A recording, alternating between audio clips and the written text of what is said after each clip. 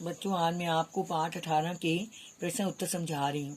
प्रश्न 1, साक्षात्कार पढ़कर आपके मन में धनराज पिल्ले की कैसी छवि उभरती है? वर्णन कीजिए। उत्तर, साक्षात्कार पढ़कर हमारे मन में धनराज पिल्ले की प्रभावित करने वाली अच्छी छवि उभरती है। उन्होंने बचपन से बड़े होने तक बहुत संघर्ष किया।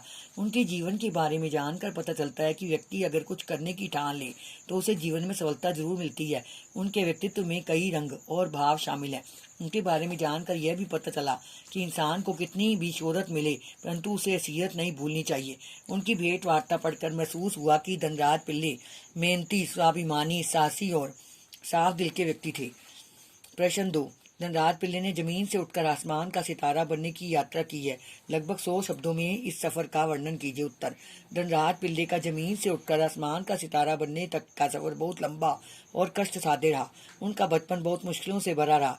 वे बहुत गरीब थे। उन दोनों भाइयों के रहते उन्हें भी हॉकी खेलने का शौक रहा, परंतु उनकी हॉकी खरीदने की भी हैसियत नहीं थी, इसलिए वे अपने साथियों से हॉकी मांग कर काम चलाते थे।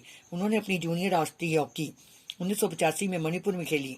फिर 1986 में उन्हें सीनियर टीम में डाल दिया गया और वे मुंबई चले गए। 1986 में उन्होंने और उनके बड़े भाई ने खूब धूम मचाई।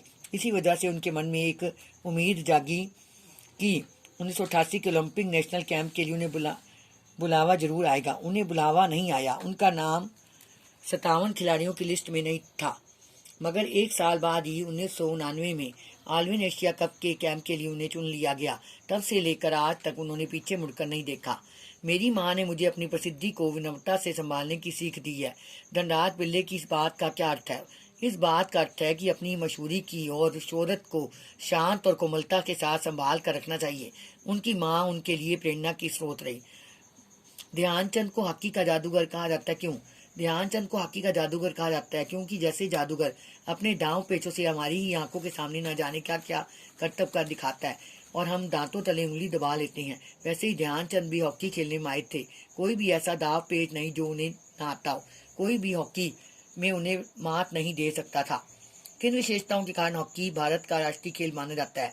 उत्तर, भारत में हॉकी सबसे पुराना खेल है। इसे राजा महाराजाओं से लेकर देहात के लोग भी चाव से खेला करते थे। इस खेल में भारतीयों की रुचि कभी कम नहीं हुई। ना ही इस खेल को खेलने हेतु अधिक पैसों की आवश्यकता पड़ती है। पुराने जमाने में तो पेड़ों की टहनियों द्वारा ही इस खेल को खेला जाता था। यह खेल वर्षों से निरंतर आगे ही बढ़ता रहा है और अपना लंबा इतिहास रखता है, इसलिए यही राष्ट्रीय खेल माना जाता है। बच्चों, आपने ये सारे प्रश्न उत्तर याद करने और लिखने हैं और महाभारत का 27 पाठ पढ़ना है।